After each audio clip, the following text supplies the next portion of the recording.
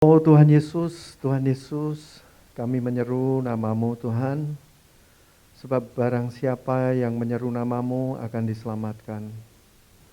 Pada pagi hari ini kami mendapatkan diri-Mu Tuhan, sebagai makanan rohani kami Tuhan. Mana dari surga itu Tuhan bagi kami. Bapa di surga, kiranya Engkau berikan kepada kami selera untuk mendapatkan diri-Mu lebih lagi Tuhan. Engkau berbicara melalui situasi, keadaan dalam kehidupan kami. Tapi pada pagi hari ini Engkau berbicara melalui firman-Mu Tuhan. Kiranya firman-Mu boleh tersusun lebih lagi di dalam kami, supaya Engkau dapatkan kami layak di hadapan-Mu Tuhan. Oh Tuhan Yesus, kami membawa diri-Mu sebagai korban ucapan syukur kami Tuhan, sebab Engkau telah memanggil kami, memisahkan kami Tuhan. Engkau menaruh kami di dalam gereja-Mu di bumi ini Tuhan, di dalam kerajaan-Mu di bumi ini Tuhan. Oh Tuhan Yesus, terima kasih Tuhan. Berfirmanlah Tuhan, karena kami siap untuk mendengarkannya. Demi nama Yesus Kristus. Amin. Ya tadi sudah disampaikan, nama saya Kefas C.C. Mulyanto. Saya dipanggil Keke. Pagi hari ini saya berhadapan dengan para senior saya, jadi saya berusaha untuk membagikan pengalaman saya. Apabila ada kekurangan, apabila ada hal-hal yang tidak berkenan, mohon maaf. Saya mengambil tema itu kemuliaan bintang. Saya mau menyaksikan pandangan saya waktu saya bertobat di Full Gospel pada tahun 2004. Pada waktu itu saya bertobat di chapter Hong Kong Jumbo, chapter Kebonjeruk. Ya, pada waktu itu bulan Mei, saya masih ingat saya diundang. Saya masih ada di dalam dosa. Pandangan kekristenan saya pada waktu itu, saya ngelihat orang-orang Kristen itu seperti malaikat. Saya dengar kesaksian, saya dengar sharing-sharing yang menguatkan saya. Sampai saya mau ke gereja. Tapi di gereja saya juga dapat sesuatu yang buat saya, wah, luar biasa ya, kehidupan orang Kristen itu seperti kehidupan yang orang bilang, ya seperti tadi saya bilang, seperti malaikat. Nah, tapi saya keluar dari gereja, keluar dari persekutuan, saya berzina lagi, saya berdusta lagi, saya berbohong lagi, saya jatuh dan jatuh lagi. Nah, tapi ada satu saat Tuhan itu memproses kita semua, termasuk saya, itu menuju ke tujuan rencananya terhadap setiap kita. Kalau kita memikirkan yang masa lampau, saya ini sungguh beruntung dan saya itu sungguh, Tuhan itu membawa saya di dalam kehidupan rohani saya. Itu sangat kelihatan. Saya mungkin mau sharing bukan seperti para pendeta yang bisa sharing dengan berkat-berkat yang melimpah bagi kita semua. Tapi saya justru sharing dengan apa yang saya dapat yang saya mau bagikan itu pandangan saya, pandangan rohani saya. Ini saya menggambarkan seperti ini. Pada Yohanes 1 ayat 1, pada mulanya ada firman. Nggak ada waktu. Karena kenapa saya ngomong seperti ini? Apakah Tuhan Allah itu punya rencana nggak sih pada setiap kita? Pasti punya rencana. Pasti. Pada mulanya itu nggak ada waktu, hanya kekekalan. Yang ada cuma firman. Baru Kejadian 1 ayat 1. Pada mulanya Allah menciptakan langit dan bumi. Dari tidak ada waktu, hanya ada firman. Di Kejadian 1 ayat 1,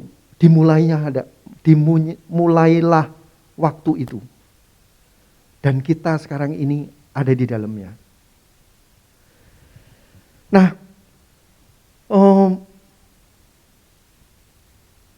penciptaan manusia, kita ini tahu kisahnya. Kenapa saya menceritakan seperti ini? Karena saya supaya paham apa sih tujuan saya ngomong. Di dalam penciptaan manusia, semua kita tahu semua. Di dalam penciptaan manusia, di dalam Kejadian 1 ayat 27, itu kita ini diciptakan menurut gambar dan rupa Allah. Allah melihat segala yang dijadikannya itu sungguh amat baik. Ini pada awal mulanya.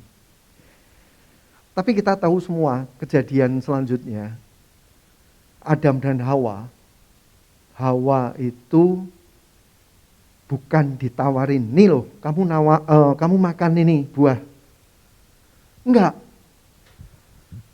Iblis itu cukup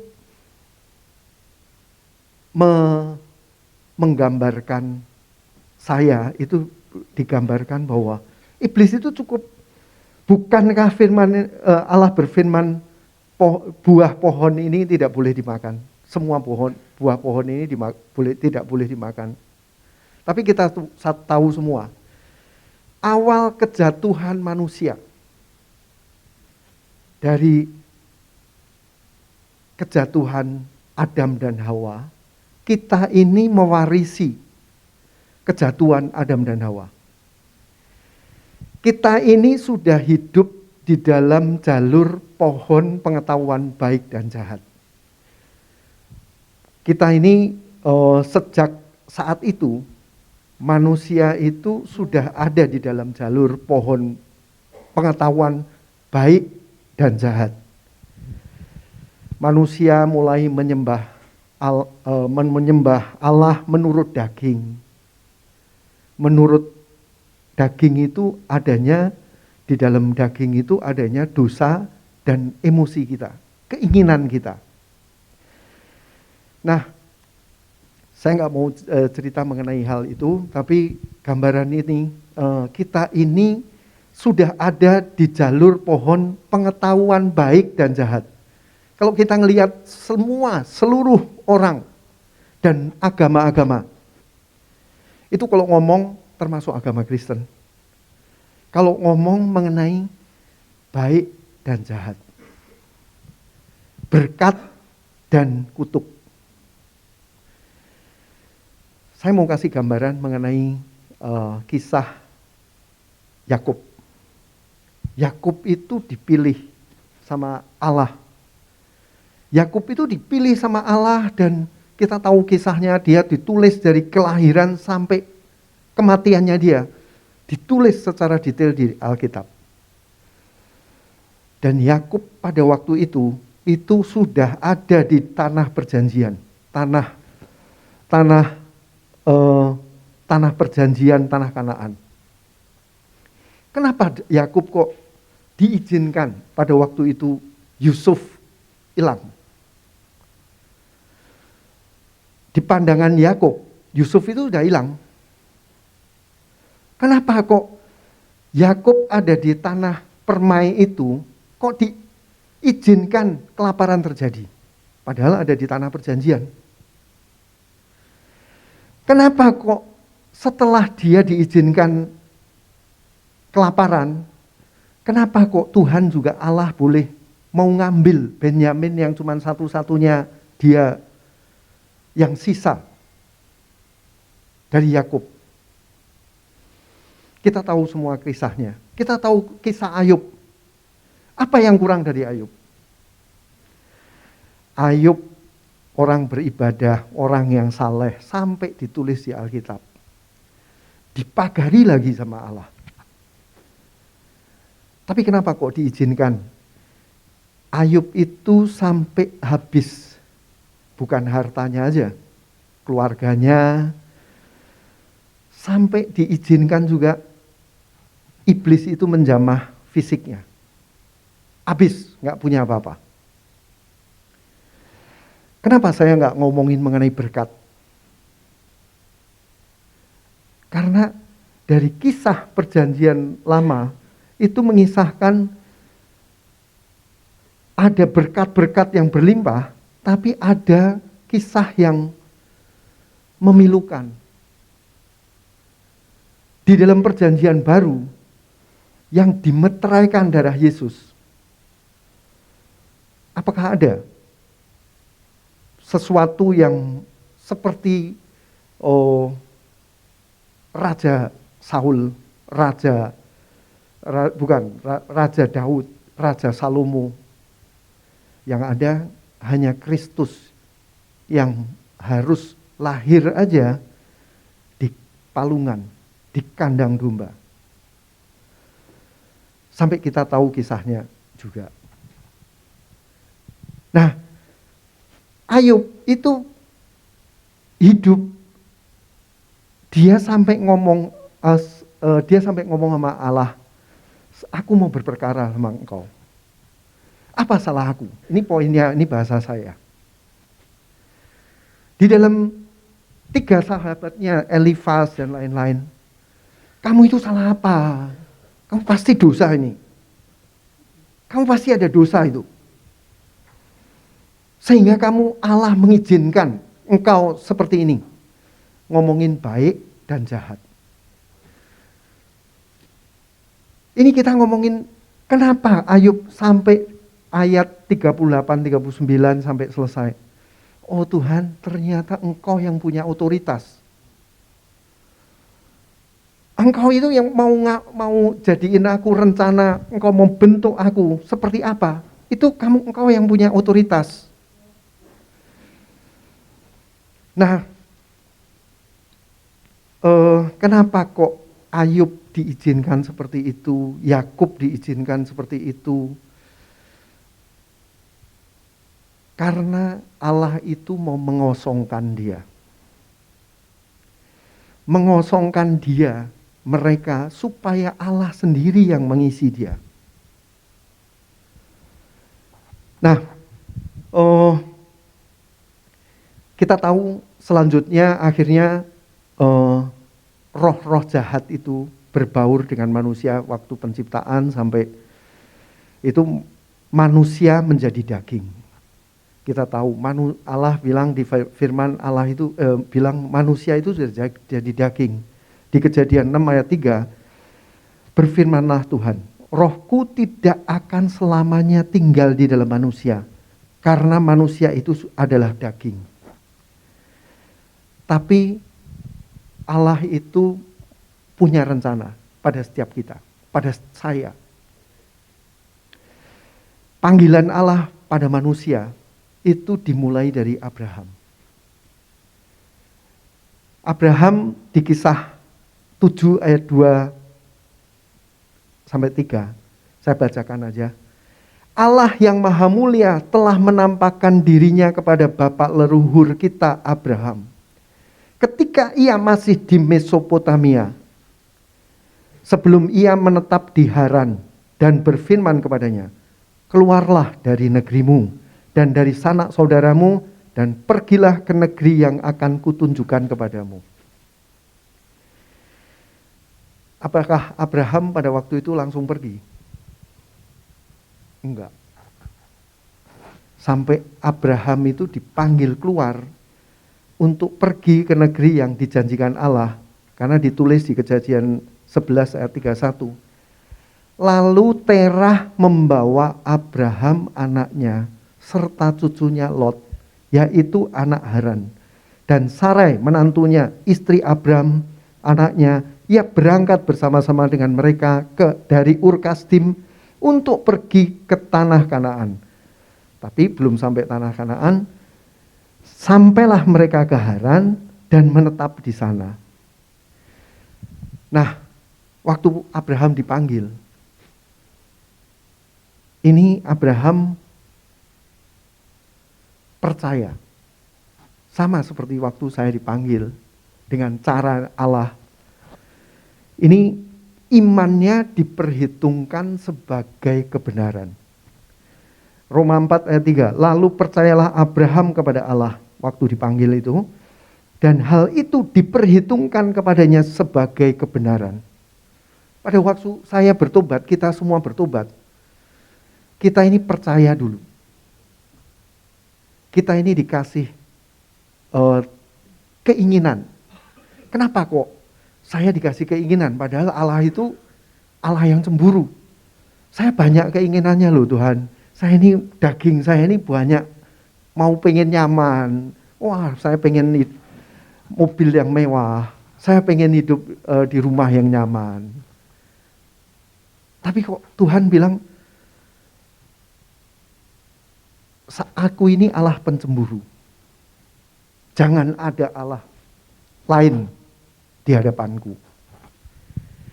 Saya ditanya sama anak saya seperti itu,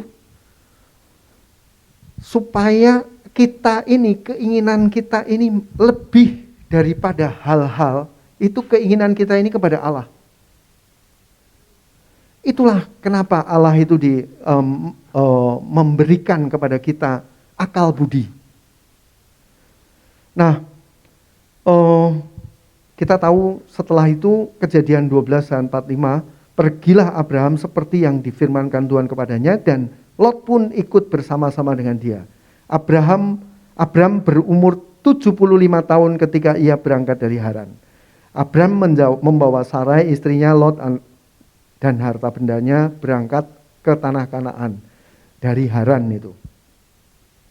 Kita tahu ceritanya, akhirnya dari Abram sampai ke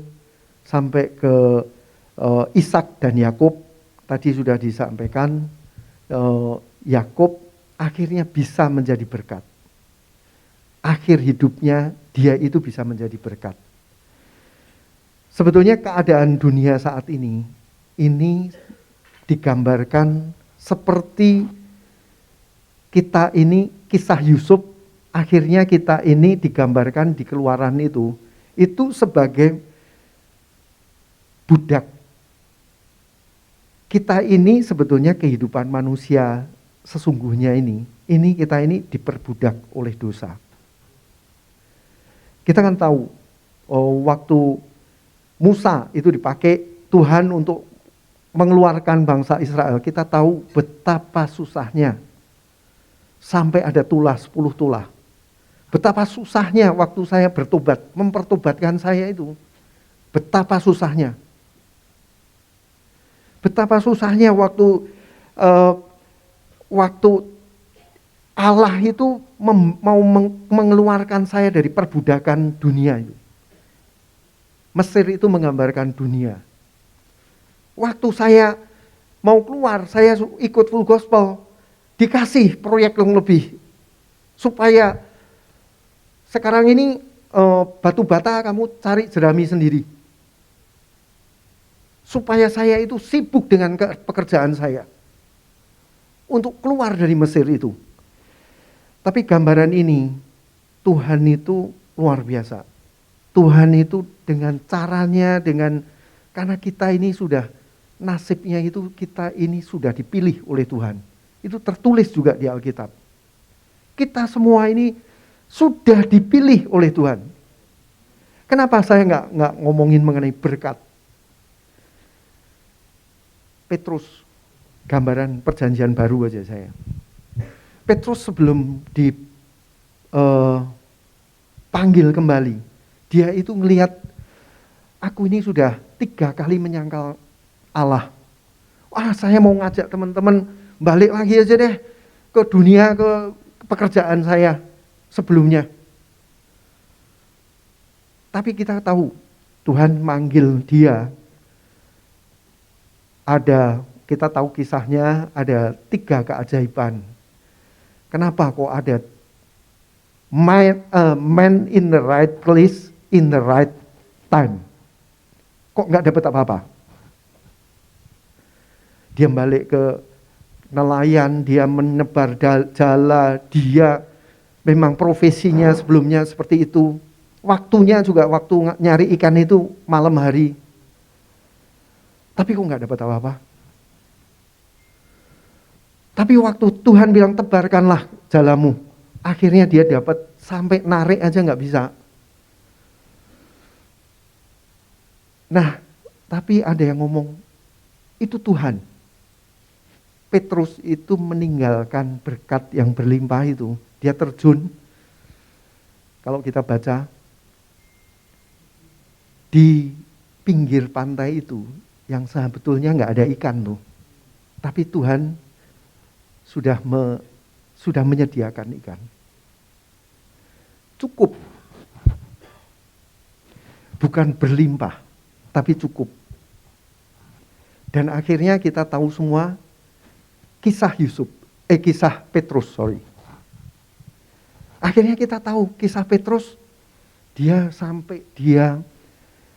rela mati bagi Tuhan yang sudah menyangkal 3 kali. Kita ini dengan caranya Tuhan itu memanggil kita, pasti punya tujuan. Pasti punya, dengan Tuhan yang Allah, dengan Tuhan Yesus yang sudah menebus dosa-dosa kita, itu kita sudah ada di dalam satu rencana Allah yang sebetulnya kalau kita renungkan, Tuhan luar biasa ya, saya kok bisa melewati saya ini. Kok saya bisa melewati sampai umur 62 ya. Tuhan luar biasa, kenapa kok Tuhan kok membawa kehidupan rohani saya sampai ke Sentul. Padahal saya di Sentul gak punya pelayanan. Tapi di Sentul Tuhan dengan caranya bisa memberikan misteri, membukakan misteri firman. Kenapa bagi saya nih? Apa yang saya ucapkan semua itu harus diuji. Nah, saya ambil judul kan, kemuliaan bintang. Kenapa kok kita ini sudah dimuliakan, kita sudah dipilih, sudah ditaruh seperti Abraham yang dijanjikan. Abraham itu dijanjikan di Kejadian 12 ayat 17. Aku akan memberkati engkau berlimpah-limpah dan membuat keturunanmu sangat banyak seperti bintang di langit dan seperti pasir di tepi laut, dan keturunanmu itu akan menduduki kota-kota musuhnya. Begitu banyaknya keturunannya Abraham. Tapi ada yang jadi pasir yang tidak dimuliakan. Tapi ada bintang yang dimuliakan. Nah, kenapa kok Tuhan kok seperti itu? Nah, perjalanan hidup saya tadi, itu seperti perjalanan bangsa Israel keluar dari tanah Mesir. Saya ini ingat ayat emas saya di Roma 6 ayat 3 sampai 5. Roma 6 ayat 3 sampai 5 ini menjadi ayat emas saya dari saya nggak ngerti tujuannya. Keselamatan itu masa cuman seperti itu. Sampai Tuhan itu membukakan. Saya bacakan. Atau tidak tahukah kamu bahwa kita semua yang telah dibaptis dalam Kristus, kita semua ini sudah dibaptis dalam Kristus, telah dibaptis dalam kematiannya. Selanjutnya, dengan demikian kita telah dikuburkan bersama-sama dengan Dia oleh baptisan dalam kematian, supaya sama seperti Kristus yang telah dibangkitkan dari antara orang mati oleh kemuliaan Bapa, demikian juga kita akan hidup di dalam hidup yang baru. Oh Tuhan, berarti kehidupan yang lama itu sudah mati bersama Engkau Tuhan. Kehidupan dosa yang jadi hamba dosa. Saya punya majikan itu iblis, karena dosa itu majikannya iblis. Itu saya sudah enggak lagi, saya sudah mati, karena barang siapa yang sudah mati baru bisa berhenti berbuat dosa di dalam daging. Jadi ada kehidupan baru ternyata di dalam saya, di dalam kehidupan roh saya. Kenapa kok saya ini saat ini waktu itu saya jadi anak-anak Allah. Kita ini jadi anak-anak Allah. Nah, kita bisa disebut anak-anak Allah. Kita sudah dipindahkan dari tadinya jalur pohon pengetahuan baik dan jahat. Ini sebetulnya kalau kita merenungkan, kita ini sudah dipindahkan ke jalur pohon kehidupan seperti rencana mula-mula Allah. Kita mulai dari hidup yang baru. Ternyata, oh Tuhan, Engkau itu bilang, saya itu harus menempel di pokok pohon anggur. Itu supaya saya itu menyesap makanan, sari makanan dari pohon, pokok pohon itu. Oh kita ini, Allah itu ada di dalam kita. Nah, kita ini sudah punya kemuliaan itu. Cuman kita perlu menumbuhkan kehidupan rohani kita. Supaya kita bukan jadi anak-anak Allah lagi. Di firman Tuhan berkata, tujuan kekal Allah itu kita menjadi putra-putra Allah. Bukan jadi anak-anak Allah lagi, tapi kita menjadi putra-putra Allah. Kalau kita baca di Kejadian sampai Wahyu, oh tujuan kekal ini, saya ini banyak, ini di Wahyu 21 kalau tidak salah, itu mengatakan banyak sekali hal di dalam dunia ini. Babel itu akan dihancurkan. Babel itu akan dihukum. Tapi di Wahyu itu ditulis Babel itu berhiaskan. Emas, perak, berhiaskan. Padahal firman Tuhan mengatakan satu saat kita ini akan diuji. Di depan tahta suci, kita ini akan diuji di dalam api. Apakah kita ini nampak seperti emas, perak, dan batu permata. Di Yerusalem baru itu bukan dihiasi, tapi terbuat dari emas, perak, batu permata. Nah, saya jadi tahu, oh Tuhan, ternyata rencana kekalmu itu begitu mulia bagi kita semua.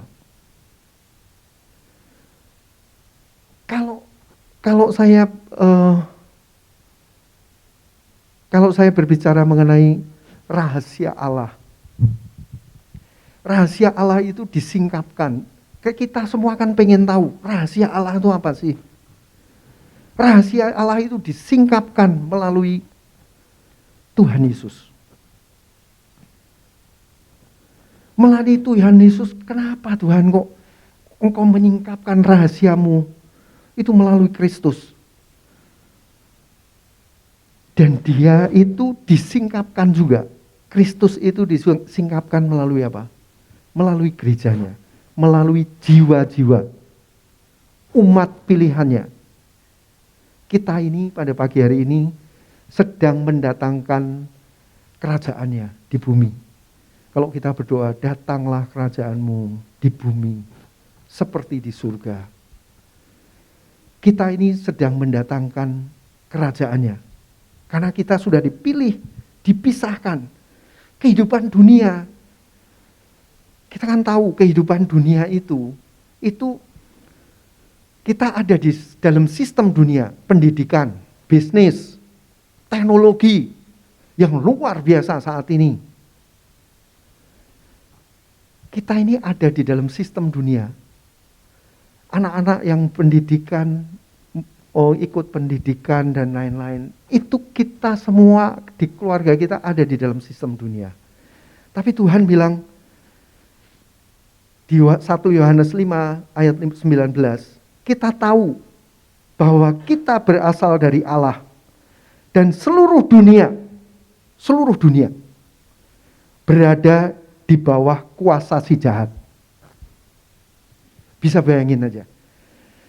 Semua yang kelihatan baik itu, semua yang kelihatan luar biasa di hadapan kita, itu nggak bisa nyusun gereja, itu nggak bisa. Nggak bisa menyusun kerajaan Allah di bumi ini, nggak bisa. Tujuan kekal Allah di bumi ini hanya bisa tersusun oleh Kristus sendiri. Daging ini itu digambarkan Amalek. Saya waktu bertobat, Tuhan, saya mau meninggalkan itu jinah, saya mau meninggalkan itu bohong, saya mau meninggalkan yang jelek-jelek, yang bagus saya mau persembahkan kepadamu. Yang bagus-bagus saya sisakan buat engkau. Saul waktu suruh numpas bangsa Amalek. Amalek itu suruh numpas sampai habis. Itu menggambarkan daging. Waktu Samuel datang, aku dengar suara di ternak itu di belakang, suara apa itu? Itu yang bagus-bagus. Itu saya mempersembahkan kepadamu, kepada Allah. Sejak saat itu Samuel bilang, engkau bukan raja orang Israel lagi. Betapa kita ini ada di dalam kehidupan kekristenan, itu perkara yang luar biasa. Perkara yang kalau kita merenungkan, ini perkara yang serius, yang luar biasa. Tuhan itu mempunyai rencana kepada kita, terhadap kita semua. Nah, sampai Paulus, ini di perjanjian baru lagi, di Galatia 2 ayat 19-20. Aku tuh sudah disalibkan bersama Kristus. Aku udah mati. Hidupku yang aku hidupi ini, di dalam daging ini bukan aku lagi. Tetapi Kristus yang ada di dalamku. Ini Tuhan, kalau Petrus bisa hidup seperti itu, Tuhan, betapa saya ini harus, kudusnya saya harus hidup. Tapi itulah kekristenan. Itulah kekristenan, Allah sendiri yang membawa kita hari demi hari. Saya ada di tempat ini bukan karena saya itu membagikan pengalaman saya ini untuk saya, wah hebat. Apa yang saya dapat, kalau saya sudah dapat upahnya di bumi, wah Keke ini saya sudah dapat upahnya. Tapi kita ini perlu menjadi pemenang. Kita semua perlu menjadi pemenang. Pagi tadi saya waktu di jalan, saya berdoa bareng. Saya bilang ada sharing mengenai wahyu. Kehidupan sangkakala yang kelima tadi. Wah, luar biasa kehidupan dunia dengan hukumannya itu seperti itu. Tuhan, tapi saya ini perlu jadi pemenang untuk bisa diangkat.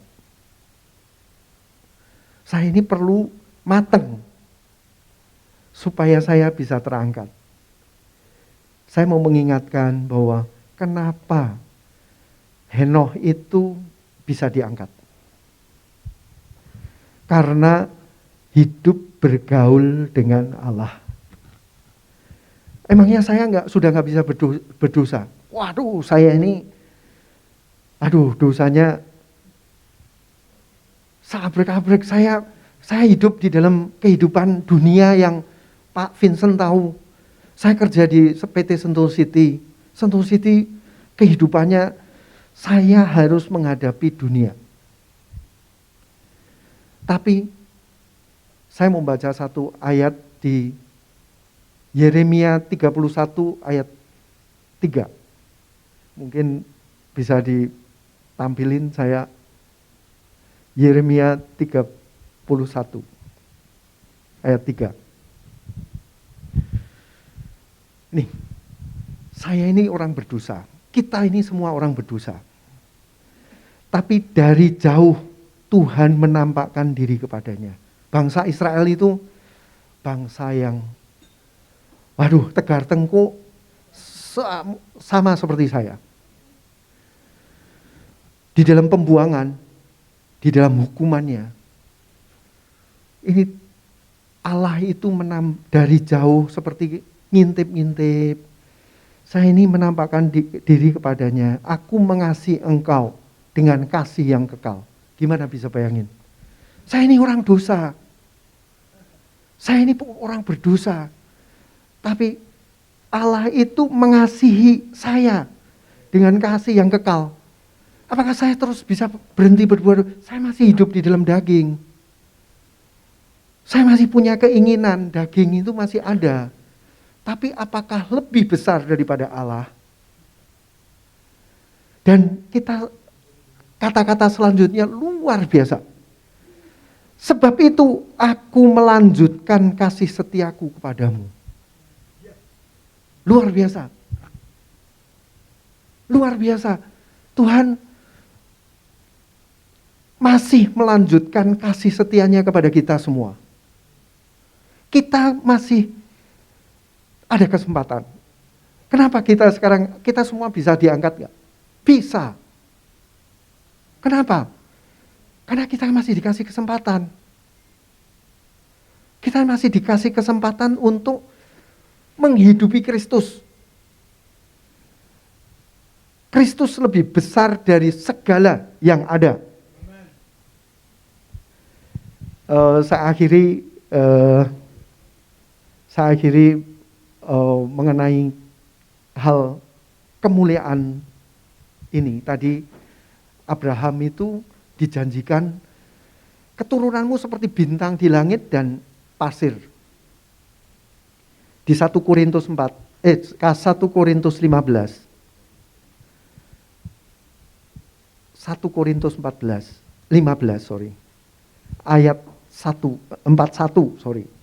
1 Korintus 15 ayat 41.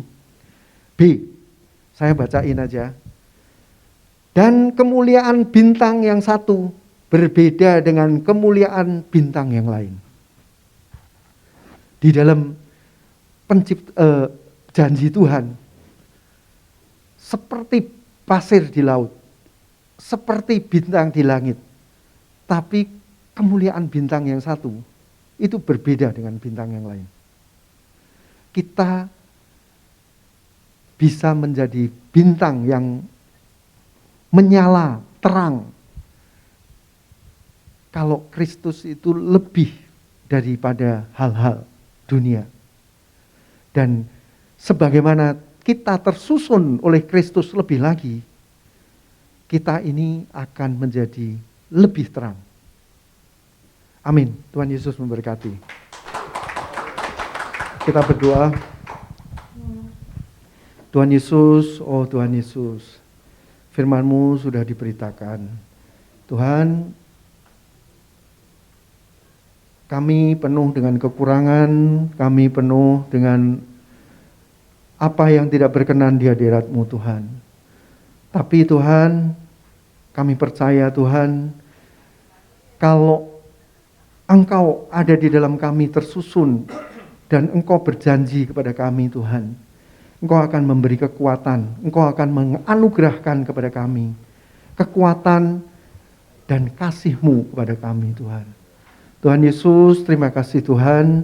Biarlah kami boleh menghidupi diri-Mu dalam hidup kami sehari-hari. Walaupun banyak hal dalam kehidupan ini yang tidak berkenan, tapi Engkau, darah-Mu membasuh kami. Darah-Mu membasuh kami, dan kami boleh tampil seperti emas, perak, dan batu permata itu Tuhan. Demi nama Yesus Kristus. Amin.